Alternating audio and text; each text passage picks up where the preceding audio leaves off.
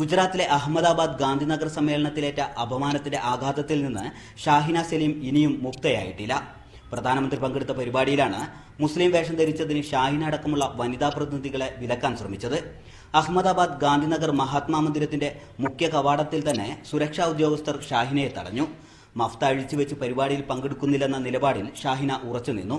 ഒരു ദൈവത്തിനല്ല നമ്മളിവിടെ കാണാൻ വന്നത് നിങ്ങൾ ക്ഷണിക്കപ്പെട്ട അതിഥികളാണ് നമ്മൾ.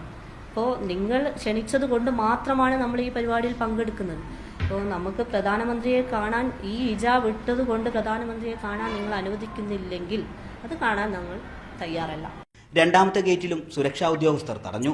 വിവരമറിഞ്ഞ് കാസർകോട്ടെ മറ്റു പഞ്ചായത്ത് പ്രസിഡന്റുമാരും സ്ഥലത്തെത്തി. ഫോൺ കോൾ ചെയ്ത് അവരോട് പറയുന്ന സമയത്ത് തന്നെ ഒന്നടക്കം ഇറങ്ങി വന്ന് നല്ലൊരു പ്രതിഷേധമാണ് അവിടെ അറിയിച്ചത്. അതിന്റെ അടിസ്ഥാനത്തിലാണ് നമ്മളെ അകത്ത് ചെല്ലാൻ വേണ്ടി അവരനുവദിച്ചത്.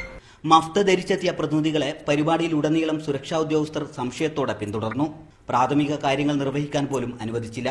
സദസ്സിന്റെ പിൻനിരയിൽ ഇരിക്കണമെന്ന വ്യവസ്ഥയോടെയാണ് ഇവരെ പ്രവേശിപ്പിച്ചതെന്നും ഷാഹിന പറഞ്ഞു. ഷഫീഖ് നസറുള്ള, മീഡിയ 1, കാസർഗോഡ്.